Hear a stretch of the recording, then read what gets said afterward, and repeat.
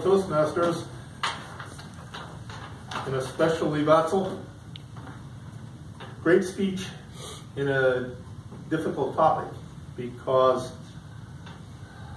I know from my experience in various places in life, cold call is, I don't think there's anybody that wakes up in the morning and says, I'm really looking forward to cold call. That's usually something you do when you don't have any referrals or any other customer generating items that or systems in place that can give you some contacts. You're out there. And I have found myself in recent years very, very adverse to that, especially screening my calls, telephone calls at home. And so this is a very good primer on how to do that. I don't know that we may find it in our lives or find an application for it, maybe in our jobs even, but even in our lives. The thing is that you got us a system, you listed it, reviewed with us the 5 steps in selling something, persuading somebody to do something. And this has to do with how do you do it when people are not expecting. This a cold call means that I have a product I'd like to sell you. You're not coming to me and asking necessarily for that particular product.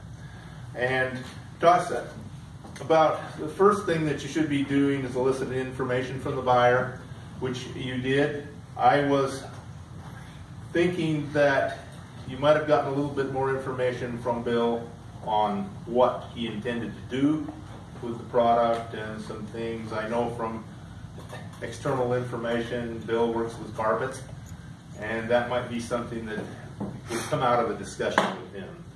And then you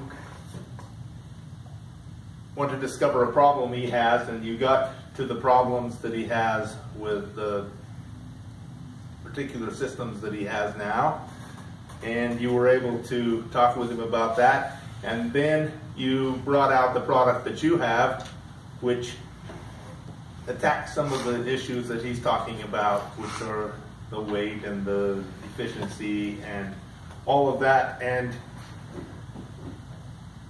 you had to work really hard to overcome objections, because you really brought in for $5.95 he would have bought it immediately. For $5,095 he was a little bit reluctant. Okay, and how do you overcome that objection? And you overcame it quite well. I would suggest that you could have brought it in and talked about his commercial application, which might allow him to offset some costs. But you did a very excellent job in doing and showing us how to handle a cold call, Mr. General.